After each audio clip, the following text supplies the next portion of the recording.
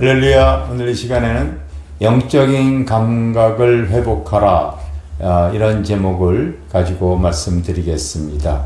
여러분, 우리의 믿음 생활, 신앙 생활은 한마디로 표현하면 살아계신 하나님을 우리가 믿고 의지하는 것입니다. 그래서 종교적인, 이론적인, 지식적인 그 신앙 생활에 머물러 있지 마시고 나와 함께 동행하시는 살아계신 하나님을 의지하고 섬기실 수 있도록 하시기를 바랍니다.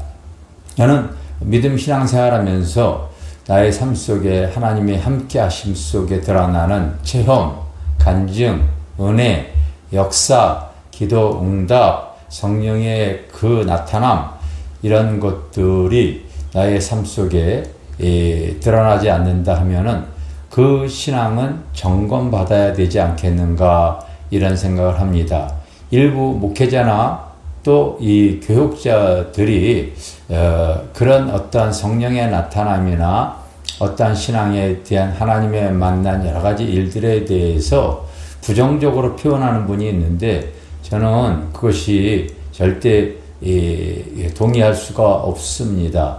여러분, 우리 주님도 그리고 사도 바울도 그 하나님의 함께 하심으로 말미암아, 또 사도 바울도 그가 행하는 표적으로 말미암아 하나님의 나라, 하나님의 그 복음을 편만하게 증거할 수 있었다고 그렇게 말하고 있는 것을 기억하십시오.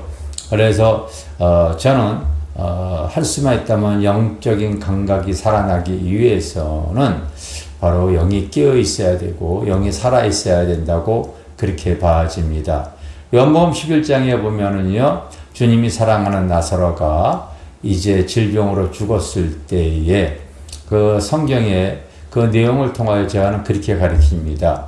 바로 우리가 사람들을 바라볼 때에 죽은 자와 잠든 자와 그리고 병든 자가 있다, 저는 그렇게 가르칩니다. 그래서 바로 하나님과 관계가 끊어져 있는 사람은 육신이 살아 있어도 영이 죽어 있기에 바로 죽은 자라고 이렇게 성경은 가리키고 있고요. 그리고 바로 그가 육신은 죽었어도 나사로처럼 바로 영이 살아있는 사람은 성경에 보니까 잠든 자라고 얘기를 하더라고요. 잠든 자는 때가 되어지면 다 깨어나잖아요. 그리스도 안에서 우리 육이 죽었어도 영이 살아있는 사람은 때가 되어지면 다 하나님 앞에 일어날 수 있을 줄 믿습니다. 또 하나는 병든 자죠. 우리 믿음 신앙생활을 하면서도요, 바로 영적으로 병이 들거나 잠들어 있는 사람들이 있어요. 주님께서 그래서 의도적으로 이 나사로가 그렇게 죽었을 때에 잠들었다고 얘기하시고 그를 깨우러 간다. 사실은 그가 병들었고 영적으로 이 잠들어 있는 부분이 있었기 때문이죠. 그래서 우리가 믿음 신앙생활 해 나갈 때에도 하나님이 바라볼 때에 저 사람은 무지에서 좀 깨어나야 돼, 환경에서 좀 벗어나야 돼, 그 사명감을 다시 가질 수 있도록 하나님께서 깨우쳐야 돼, 이런 사람들을 우리가 볼 수가 있어요. 왜냐하면 정도의 길을 걸어가지 못하는 모습들을 주님께서 그의 영을 흔들기 위해서 때로는 환난과 어떠한 연단 그리고 훈련이 필요한 사람들이 있는 것이지요. 그러기 위해서 우리는 항상 끼어서 하나님 의지하며 기도하시기를 바랍니다. 영적인 감각을 회복하기 위해서는 다른 거 없습니다. 가장 기본적인 것이 기도인데, 기도도 그냥 기도가 아니라 바로 영의 기도, 방언 기도를 여러분 많이 하시기를 바랍니다. 기도는 말 한마디로 표현하게 되면요, 영의 호흡이에요. 그래서 살아있는 자는 호흡을 하게 되어져 있어요. 제가 좋아하는 성경 구절이 고린도전서 12장 13절에 있는 말씀입니다. 바로 우리가 유대인이나 헬라인이나 종이나 자유인이나 다 한 성령으로 세례를 받아 한 몸이 되었고 또 다 한 성령을 마시게 하셨느니라, 그렇게 표현했어요. 또 다 한 성령을 마시게 하셨느니라. 우리가 성령을 어떻게 마시겠습니까? 여러분, 살아있는 자는 성령과 호흡하고 성령의 호흡으로서 영적인 감각, 영적인 생명력이 이제 드러나게 되어져 있죠. 그래서 여러분 꼭 바로 영의 호흡, 기도만큼은 이 살아있다고 하는 증거가 영의 사람은 그 영적인 살아있는 것이 증거가 되어집니다.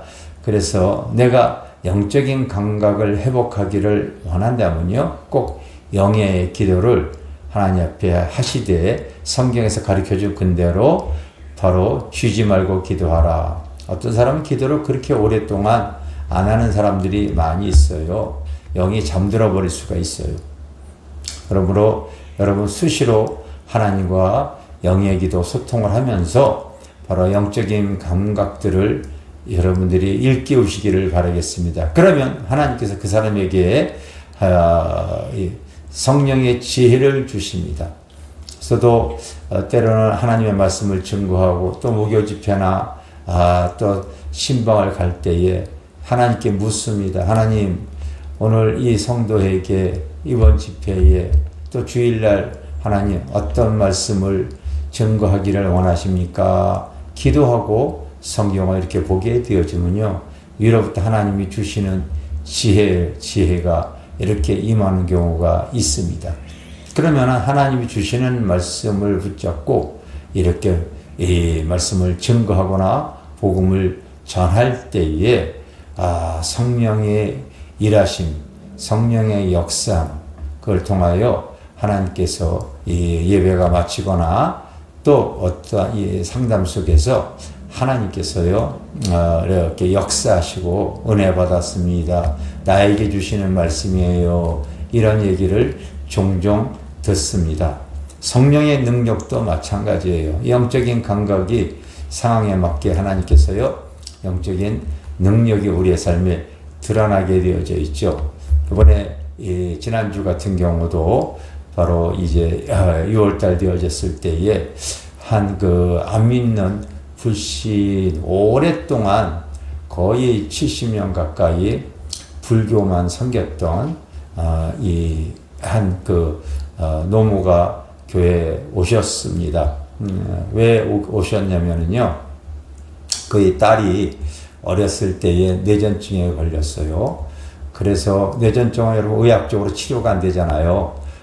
오랫동안 이제 이 발작을 일으키고 그 큰 발작을 통하여서 병원에서는 이제 발작 일으키지 말라고 이렇게 약을 항상 먹게 하잖아요.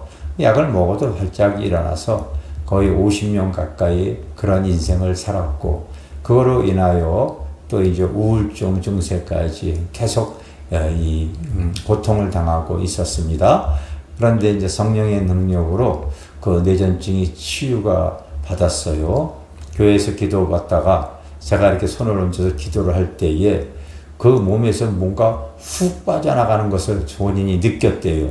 그리고 나서부터 또 우울증도 사라지고, 그리고 나서 이제 약도 먹지를 않게 되어지다 보니까요, 어머니가 옆에서 이렇게 볼 때에 여러분 40년, 50년 동안 바로 뇌전증으로 그렇게 고통을 당하고 또 우울증으로 그렇게 눌려있던 자기의 딸이 교회를 나가서 바로 예수를 믿고 그와 같은 그 아픔에서 벗어나는 거 보니까 더 이상 자기가 믿는 이 절에 나가는 것보다도 하나님 믿어야 되겠다 해가지고요, 요즘 이 교회를 어머니가 이제 나오셨어요. 그렇게 전도가 되어지는 거예요.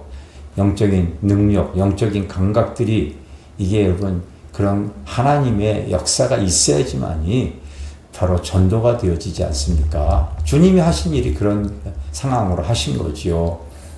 그래서 이제 그 딸이 저한테 언제 어머니 영적 기도 시켜줄 거예요. 그래 이제 복음 조금 더 들어간 다음에 제가 예수 그리스도로 이제 영적 기도 이렇게 시켜드리고, 그냥 주일날 오전에 오셔서 성경 공부 저녁 예배까지 다 드리고 가십니다. 너무 귀하죠. 여러분 성경에 보면은요, 성령의 능력으로 영적인 감각이 드러나게 되어지면요, 때로는 그 사람에게 잠자다 꿈도 꿀 수 있고 기도하다가 하나님께서 환상도 보여줄 수가 있어요. 근데 일부 목회자는 그런 거는 바로 이제 이 초대교회 때 안에 있었던 일이고 지금은 그런 거 다 없어. 말씀으로만 우리가 해도 충분해. 이렇게 가리키는 목회자 있죠. 이렇게 부분적으로 하나님 하신 일을 제안해서 가리키는 것 때문에 바로 성도들이 자기에게 그와 같은 그 영적인 감각들이 일어나더라도 그걸 갖다가요 활성화시키지 못하다 보니까요 세상과 어둠과 죄악에 보이지 않는 악한 영을 이기지 못하는 그 안타까움이 있습니다. 왜 그렇게 가르치는지 저는 이해할 수가 없네요. 영적인 이런 통로들, 영적인 감각들을 회복해서 우리가 하나님의 그 영으로 세상과 죄악을 이겨나가야지 않겠습니까? 꼭 여러분 사모하시고 나의 삶 속에 하나님이 함께 하셔서 놀라운 체험과 간증과 그 역사하심으로 하나님의 복음을 증거하고 자랑하고 바로 천국 백성 만드는 데 나가 쓰임받는 사람이 되어지기를 주님의 이름으로 축원합니다. 할렐루야, 감사합니다.